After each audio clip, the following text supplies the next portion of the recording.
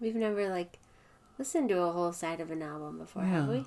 I don't think so. I mean, maybe some of the epics we've done, are technically one side of an album. Like Supper's Ready is, one side of an album. But this is, 4 songs. But this is 4 songs, yeah. Non-shuffled. Non-shuffled. Going against brand. It's just a normal Prog Song Sunday. It'll go out tomorrow. Oh, okay. You're going to have to edit this tonight. Okay. I can do that. Yeah? Yeah. Okay. Kicks off our Rush month, Rush month! Woohoo! February Rush month. Yay. That's funny, because it's the shortest month. It's like we're rushing through it. Lame. No, I like that. Dumb joke.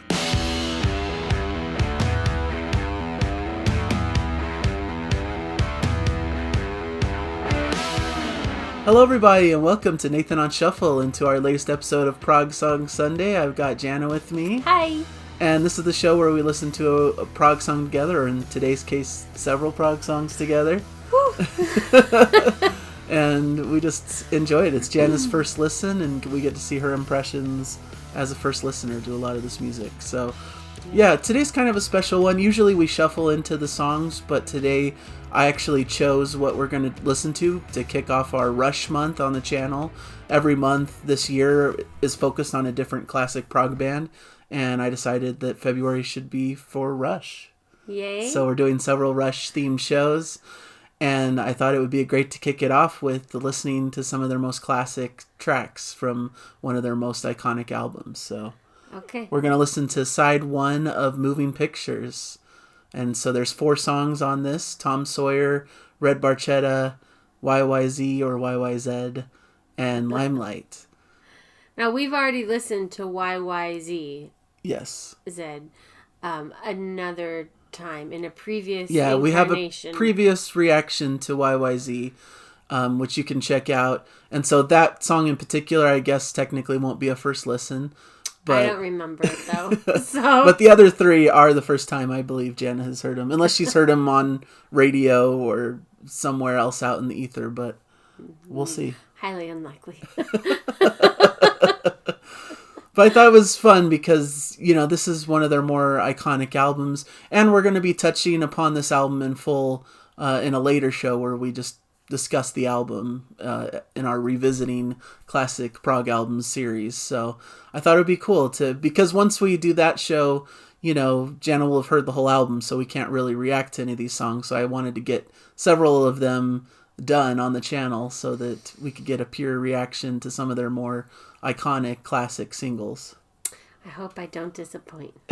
We'll see. I just think this is kind of a perfect side of music, so really? I thought it would be fun to put it all together. Because it's just 4 of their most iconic classic great songs all together, and I think it's a really great expression of their music. It really showcases what they're all about, so okay, I think it should be fun. All right. So we ready to get into it? Starting yes. with Tom Sawyer, which Tom Sawyer's probably their biggest, most well-known song, I would say. Really? So maybe I might know it? If there's one I think this would probably be it. Okay. So we'll see. Maybe it'll be familiar to you. Ready? Yes. Okay. I have a paper to take notes in case I come across things I want to write down or ideas, because it's long and you're right. I don't want to forget things, Yeah, we're going to run through all the songs in one go, and then we'll talk about everything at the end. Okay. All right. Starting with Tom Sawyer. Ready? Go.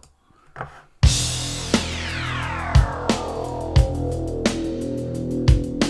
Monday warrior, mean stride. Today's Tom Sawyer, mean pride.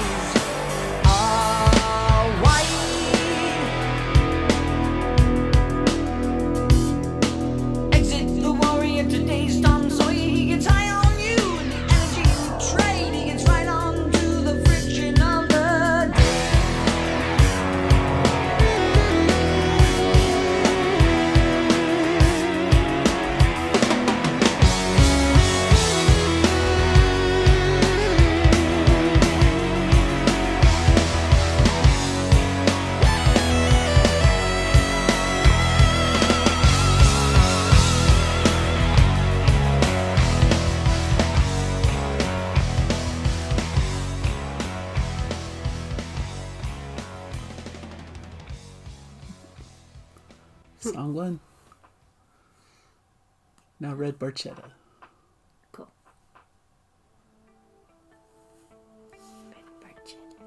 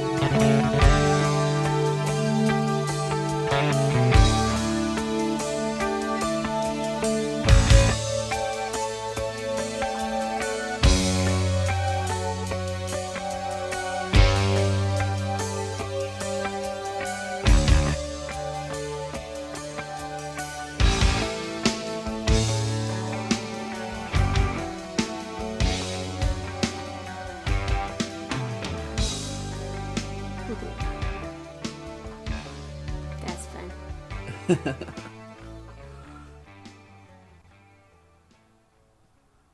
right.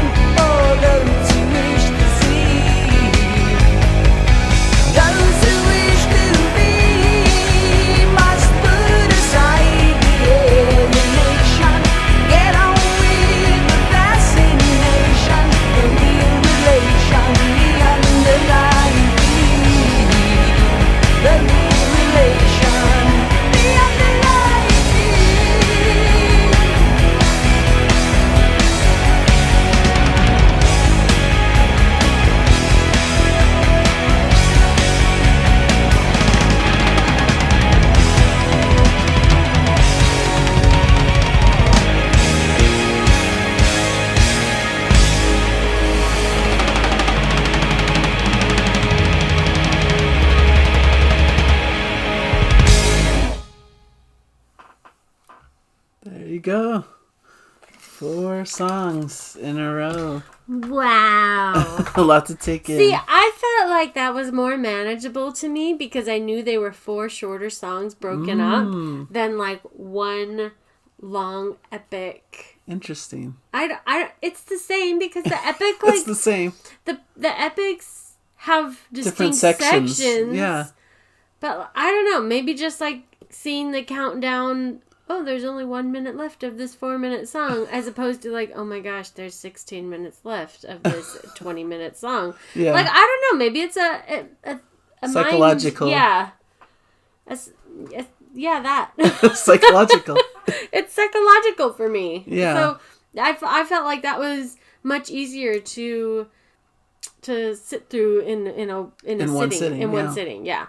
Sitting and listening to music is not how I listen to music. Like, I listen to music doing something while you're with doing my other hands. stuff. Yeah.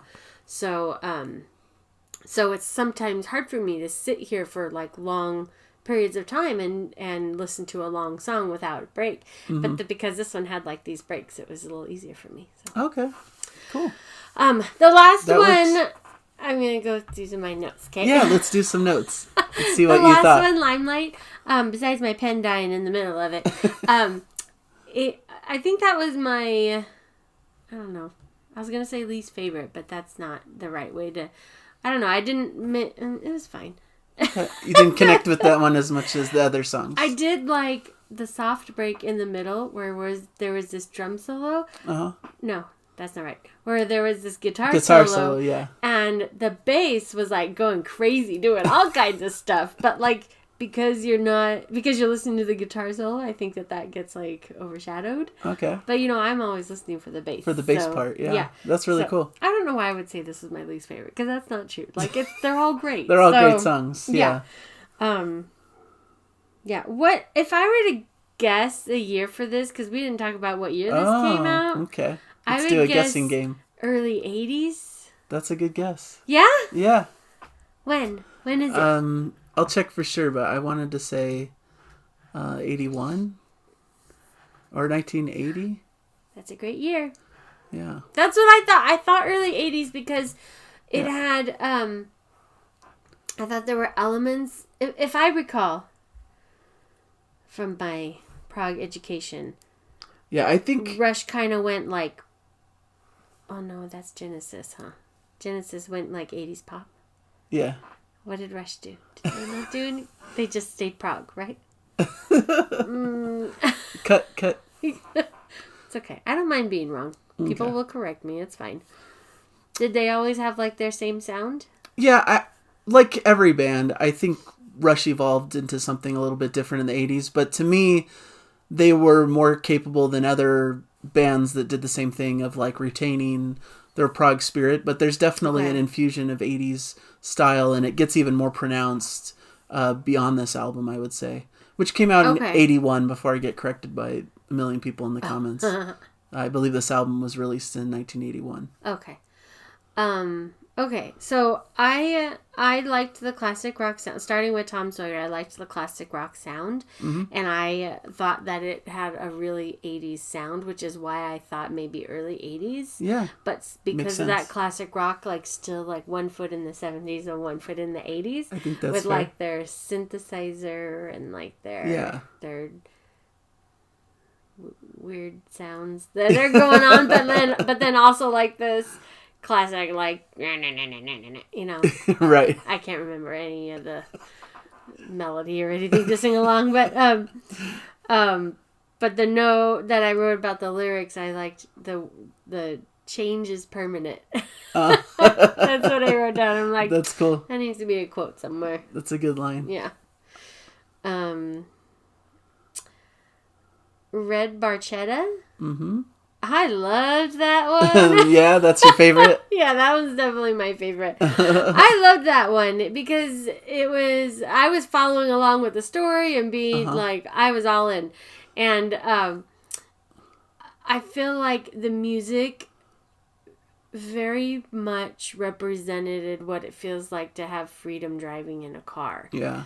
And when we're from the States, so we have long highways with like open space to drive. Mm-hmm. And when we get on the highway and we're just driving and we got our music on and there's no traffic, because we hate traffic, and there's no traffic, it's very cathartic, like, in a way, when you're like on a road trip and you're going somewhere. Like, it takes 4 to 5 days, depending on how fast you drive and how, how long you drive during the day.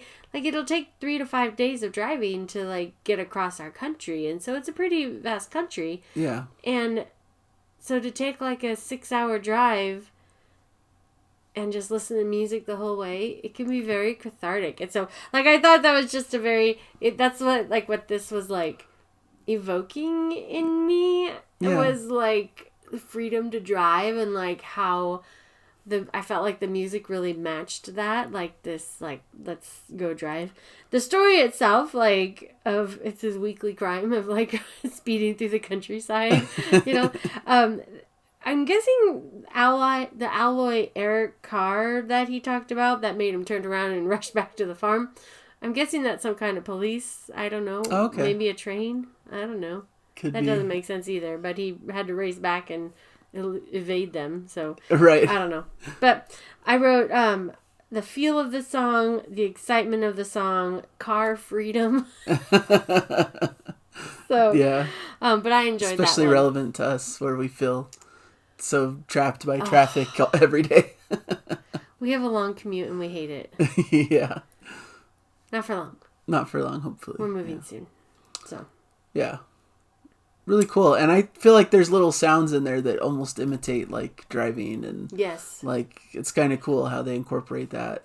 Because I always that's one of the things I love about prog, and I'm sure it's present in other genres too, but just how they're able to use the music to evoke the scene that they're trying to portray, not just through the words, but also through the sounds and how the music sounds. And I think that's a cool feature.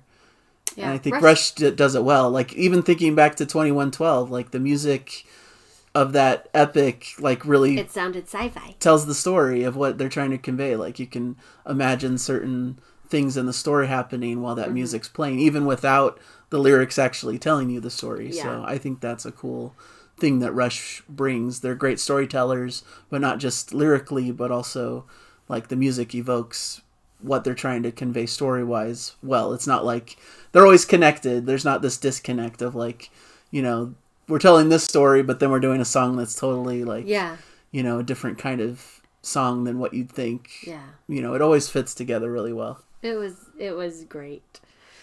And then YYZ. Yeah. Or YYZ. Did you remember it at all, or not really?